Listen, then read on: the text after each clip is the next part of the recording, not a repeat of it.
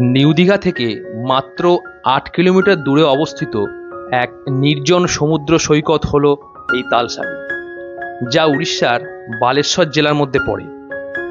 এখানে সুবর্ণরেখা নদী সাগরে এসে মিশেছে, তাই জায়গাটি খুবই সুন্দর। এছাড়া এখানে প্রচুর লাল কাঁকড়া দেখতে পাওয়া যায়, আর আছে জেলেদের মাছ ধরার ব্যস্ততা। এখান থেকে উদয়পুর সি বিচ এবং ওসিয়ানা সি বিচ খুবই কাছে।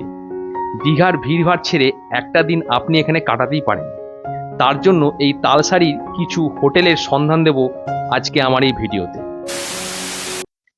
প্রথমেই যে হোটেলটির নাম করব সেটি হলো পান্থশালা চন্দনেশ্বর। এটি ওড়িশা গভর্নমেন্টের একটি প্রপার্টি। বেশ খোলামেলা এবং সুন্দর, ভেতরে অনেকটা জায়গা আছে, চারদিকে গাছপালায় ঘেরা, আর এর পাশেই হচ্ছে সমুদ্র। এই হোটেলে 3 রকমের রুম আছে।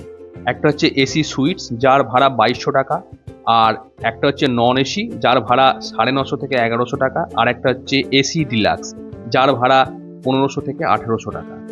এই হোটেলটি বুক করতে হলে ওটিডিসির যে ওয়েবসাইট আছে সেই ওয়েবসাইটের মাধ্যমে আপনারা বুক করতে পারবেন। এছাড়া ফোন নাম্বার আমি স্ক্রিনে দিয়ে দিচ্ছি, সেখান থেকেও বুক করে নিতে পারবেন। খাওয়া দাওয়ার কোনো অসুবিধা নেই। এই হোটেলের নিজস্ব রেস্টুরেন্ট আছে, সেখান থেকে আপনারা খেয়ে নিতে পারবেন। মোটামুটি খাওয়ার রেট আমি দিয়ে দিলাম স্ক্রিনে, এখান থেকে আপনারা দেখে নিতে পারবেন।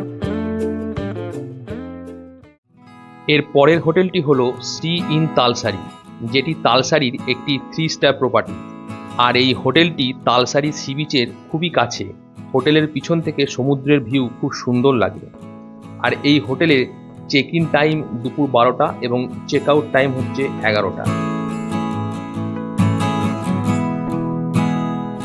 হোটেলটির এসি ডবল বেডের ভাড়া হলো 2500 টাকা এবং নন এসি ডবল বেডের ভাড়া 1500 টাকা। এই ভাড়া আপ ডাউন হতে পারে।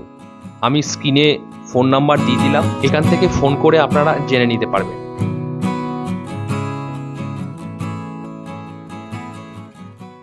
এর পরের হোটেলটি হলো হোটেল অঞ্জনা প্যালেস। এটিও সি বিচ থেকে খুবই কাছে। এর চেক ইন টাইম সকাল 10টা এবং চেক আউট টাইম হচ্ছে সকাল 9টা। আর এর এসি ডবল বেডের ভাড়া হচ্ছে 2000 টাকা এবং নন এসি ডবল বেডের ভাড়া হচ্ছে 1100 থেকে 1500 টাকার মধ্যে। স্ক্রিনে ফোন নাম্বার দিয়ে দিলাম, এখান থেকে আপনারা ফোন করে কনফার্ম হয়ে নেবেন।